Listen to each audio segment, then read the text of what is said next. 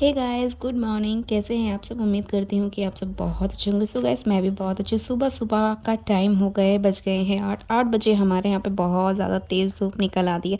तो बस मैं नहा धो के पूजा वूजा करके मैं बैठ गई बाहर धूप में। मैंने सोचा क्रीम वगैरह लगा लेती हूँ। बेबी भी सो के उठ चुकी थी, तो बस हम दोनों आके बाहर क्रीम लगाने लगे। उसके बाद यहाँ पर मैं लग गई सब्ज़ी काटने में। यहाँ पर बन रही है सेम की सब्ज़ी। तो सेम को सबसे पहले मैंने उसे अच्छे से छीला। छीलने के बाद यहाँ पर आप देख सकते हैं, आ गई मैं अंदर कमरे में। यहाँ पे बिस्तर में एक साइड में बिस्तर लगा रही थी, दूसरी साइड मेरी बेटी क्या करती है, रोज़ डेली का है इसका कि मैं जब बिस्तर बिछाने लगती हूँ ना, तो ये यहाँ पे उछल कूद मचाने लग जाती है। तो यहाँ पे मैं बिस्तर साफ़ कर रही थी, क्लीन कर। मैंने यहाँ पे बेडशीट चेंज करके डाली थी।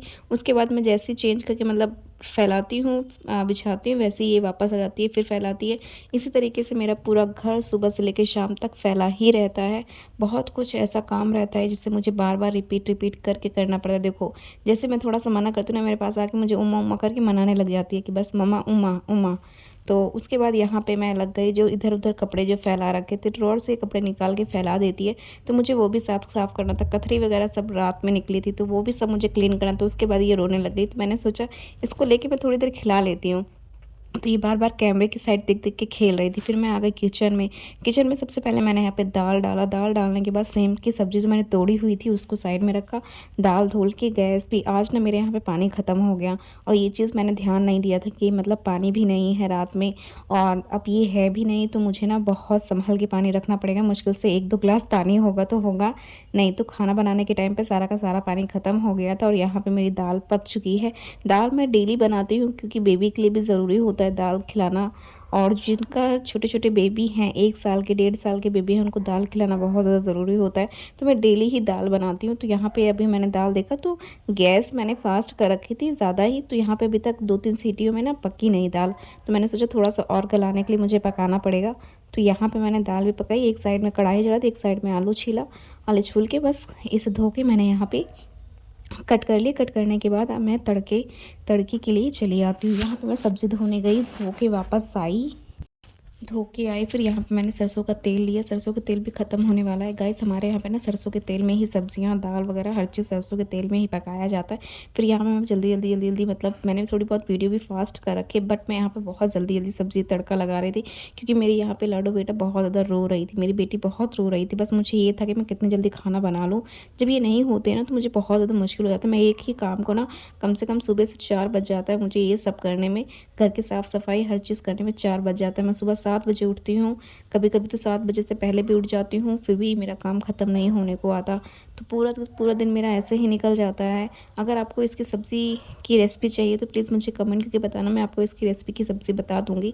बहुत ही टेस्टी सब्ज़ी लगती है ये। उसके बाद यहाँ पर दाल पक चुकी थी। अब मुझे बनाना था दाल का तड़का। अब काफ़ी सारे कमेंट आएंगे कि दी बेबी को गैस के पास मत लेके रखा करो। तो गाइस, हाँ, मैं भी यही सोचती हूँ कि मैं उसे गैस के पास ना लेके रखूँ, लेकिन वो इतना ज़्यादा रोती है कि मुझे देखा नहीं देख जाता। फिर मुझे फाइनली उसको थोड़ा बहुत थोड़ी देर के लिए लेना पड़ता है।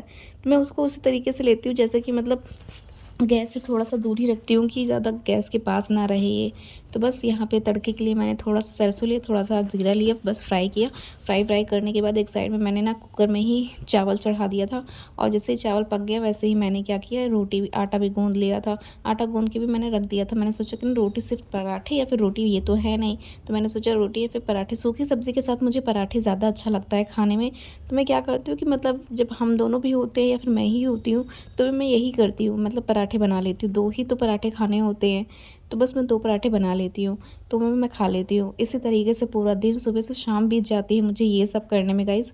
और अगर आप सब सोच रहे होंगे कि मतलब फैमिली संभालना, घर संभालना, एक बच्चे को संभालना कुछ नॉर्मल है, तो गाइस नॉर्मल कुछ भी नहीं है। आपको, आप लोग कहते हैं कि मतलब आपके पास तो टाइम ही टाइम रहता है, आप व्लॉग बना लेते हो, शॉर्ट वीडियो बना लेते, ये कर लेते, वो कर लेते। बस मुझसे ही पूछिए गाइस कि मैं किस तरीके से मैनेज करती हूँ, किस तरीके से हर चीज़ करती हूँ। कुछ भी मेरे लिए आसान नहीं है बस। लेकिन एक चीज़ है कि मतलब मेरे हस्बैंड का सपोर्ट है मेरे पास। जब कभी वो घर पे रहते हैं तो फुल सपोर्ट करते हैं, फुल बेबी को लिए रहते हैं, तो मुझे हर एक चीज़ करने में मतलब थोड़ा ईजी हो जाता है। कभी भी ऐसा नहीं होता है, कहते हैं ना यार कि अगर हमसफ़र अच्छा हो तो सब कुछ अच्छा होता है। तो बस मेरी किस्मत इतनी अच्छी है कि मेरा हमसफ़र मुझे बहुत अच्छा। आपने देखा कि दाल मैंने फ्राई की है, दाल मेरी फ्राई हो गई थी, फटाक से मैंने चावल भी चढ़ा दिया। आपने देखा ही चावल पक चुका है, सब्ज़ी भी पक चुकी है। बेबी इतनी ज़्यादा रो रही थी कि इस वजह से ना मुझे कुछ समझ में नहीं आया। और ब्लैक कपड़े में ना मतलब पता नहीं कि कुछ भी चीज़ें उड़ती हैं, कुछ भी होता है, फटाक से मतलब निशान आ जाते हैं कि हाँ ये चीज़ लगा हुआ है। और बेबी बस जस्ट अभी अभी खेल रही हैं। अब मैं जा रही हूँ बेबी को दाल चावल खिला देती हूँ। दाल चावल तो पक गया है, रोटी बनाना है मुझे बस, और सब्ज़ी भी पकी गई है। और आपने देखा ही किस चीज़ की सब्ज़ी, बहुत इजी तरीके से बना ऐसे झटपट। और सच्ची बताऊँ तो आज बहुत ही ज़्यादा फास्ट बनाया है मैंने, बहुत ही ज़्यादा फास्ट बनाई है सब्ज़ी। क्या बताऊँ तो कितनी ज़्यादा फास्ट है, देख सकते हैं आप। और पक भी गई है सब्ज़ी, ऑफ कर देते हैं। ये मेरा ऑफ हो गया, सब्ज़ी बन गई, दाल चावल बन गया है, बस बनाना है रोटी। सो गाइज मैं भी रोटी बना लूँगी खाने के टाइम पे, और फिर उसके बाद इनको जस्ट खिला देती हूँ। खिलाने के बाद सो गाइज फिर मैंने यहाँ पे बेबी को मतलब नहलाया धुलाया, खिलाया, खाना वाना खिला के। अब यहाँ पे बज गए थे 3, बज गए हैं 3 यहाँ पे गाइज। और यहाँ पे मैं 3 बजे बना रही थी। बेबी को मैंने यहाँ पे खाना वाना खिला के सुला दिया था, और यहाँ पे मैं बनाने लगी पराठे। मैंने सोचा भूख भी बहुत तेज़ लगी, सुबह भी मैंने सिर्फ थोड़े से नमक पारे और चाय ही पिया था। बज गए हैं 3, देख लीजिए आप गाइज कितनी मुश्किल से मैं कितनी चीज़ें करके मतलब हर चीज़ करती हूँ। और यहाँ पे सब कहते हैं कि तुम फ्री ही रहती हो, करती ही क्या हो।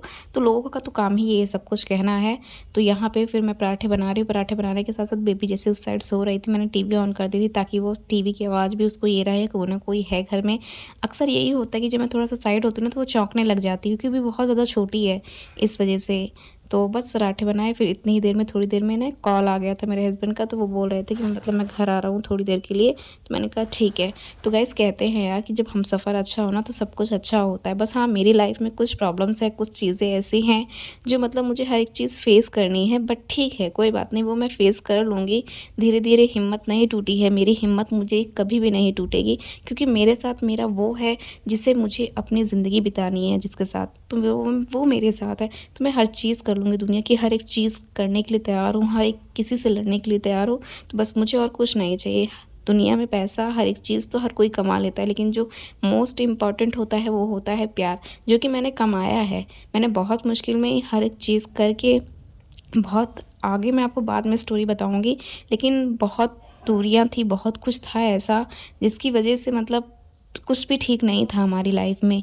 बट मैंने सब कुछ ठीक किया। मेरा लाइफ पार्टनर मुझसे इतना ज़्यादा मतलब हर किसी का लाइफ पार्टनर हर किसी का बहुत ज़्यादा अच्छे होते हैं, बट मैं यही कहूँगी कि मैं बहुत ज़्यादा लकी हूँ। सब कोई ये कहता है, मुझे कमेंट सब ये कहेंगे कि आप बहुत मतलब आप मुझे मेरे हस्बैंड को सब ये कहते हैं कि आप बहुत लकी हो कि आपकी वाइफ आपको मिली। बट मैं ये कहती हूँ कि मैं बहुत लकी हूँ कि मुझे मेरे हस्बैंड मिले।